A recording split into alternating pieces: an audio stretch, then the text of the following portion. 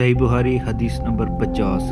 ایک دن حضرت صلی اللہ علیہ وآلہ وسلم لوگوں میں تشریف فرما تھے کہ آپ کے پاس ایک شخص آیا اور پوچھنے لگا کہ ایمان کسے کہتے ہیں؟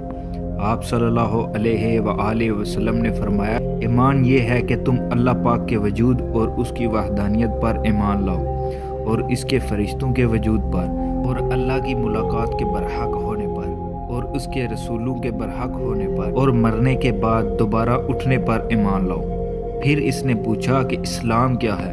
آپ صلی اللہ علیہ وآلہ وسلم نے فرمایا کہ اسلام یہ ہے کہ تم خالص اللہ کی عبادت کرو اور اس کے ساتھ کسی کو شریک نہ بناؤ، اور نماز قائم کرو، اور زکوٰۃ فرض ادا کرو، اور رمضان کے روزے رکھو۔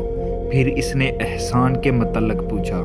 آپ صلی اللہ علیہ وآلہ وسلم نے فرمایا کہ احسان یہ ہے کہ تم اللہ کی عبادت اس طرح کرو گویا تم اسے دیکھ رہے ہو۔ اگر یہ درجہ نہ حاصل ہو تو پھر یہ تو سمجھو کہ وہ تم کو دیکھ رہا ہے۔ پھر اس نے پوچھا کہ قیامت کب آئے گی؟ آپ صلی اللہ علیہ وآلہ وسلم نے فرمایا کہ اس کے بارے میں جواب دینے والا پوچھنے والے سے کچھ زیادہ نہیں جانتا، البتہ میں تمہیں اس کی نشانیاں بتا سکتا ہوں۔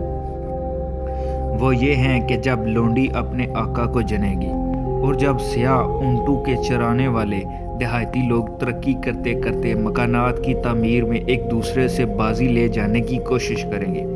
یاد رکھو، قیامت کا علم ان 5 چیزوں میں ہے جن کو اللہ کے سوا کوئی نہیں جانتا۔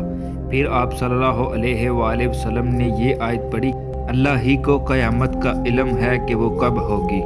پھر وہ پوچھنے والا پیٹھ پھیر کر جانے لگا۔ آپ صلی اللہ علیہ وآلہ وسلم نے فرمایا کہ اسے واپس بلا کر لاؤ۔